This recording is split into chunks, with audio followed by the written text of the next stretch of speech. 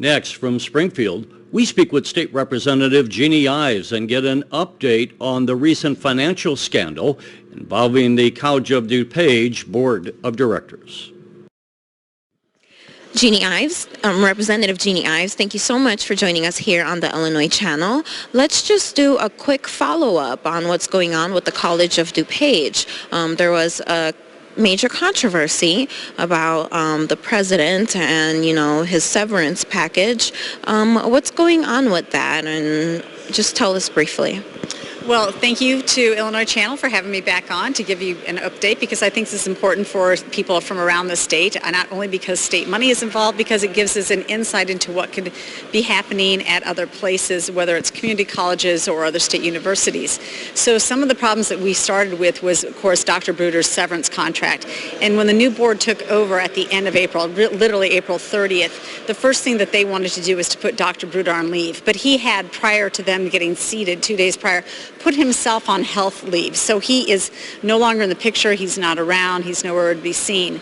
A small little update is that they've had a number of meetings, not just their monthly meeting, but they've had at least 2 other special meetings that have been fairly well attended and have gone for hours, which is part of the problem here. We need to get down to where people can pay attention, because it's hard to sit there for 4 hours. But they've done a lot of really good first steps. The most significant thing that they have done lately, and this just happened at the last board meeting Thursday night, which I did attend, was that they put their 2 top financial folks on administrative leave.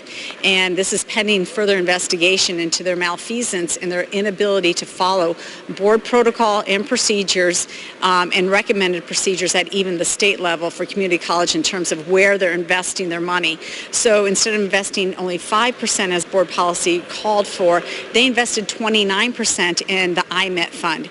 And the net, the college lost over $1.8 million of taxpayer money when that fund was found to be performing in corrupt ways. So that malfeasance led to their not dismissal yet, but them placing them on administrative leave.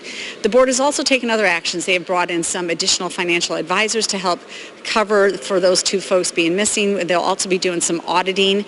It's a financial firm that's well respected.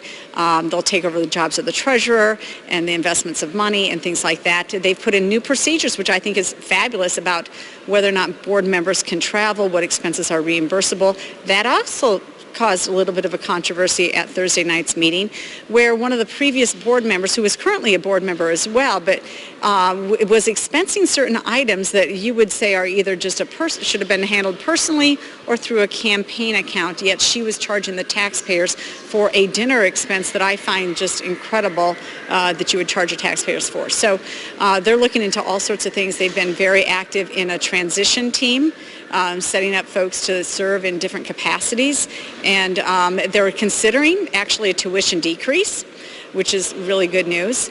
So they've been very active.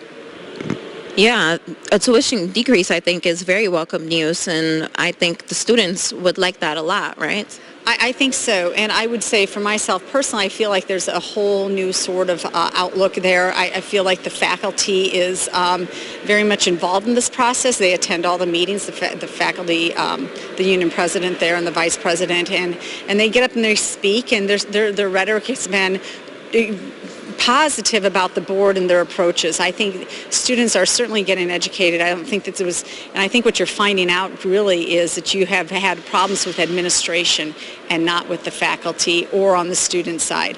Some other things that they're still looking into is the collusion between the COD Foundation and their board and the COD themselves, and the commingling of resources and things like that. So I think there's a lot to be learned still at COD. There are multiple federal investigations going on. There are still state's attorney investigations going on. We've got our own Auditor General coming down to investigate. And oh, by the way, I called Mr. Holland to find out how things were going, and he said, well, I won't talk to you. So he likes to keep his whole independence, impartiality in check, which is I appreciate. So I won't be getting any information before the public gets that information. When do you anticipate that these investigations will be complete?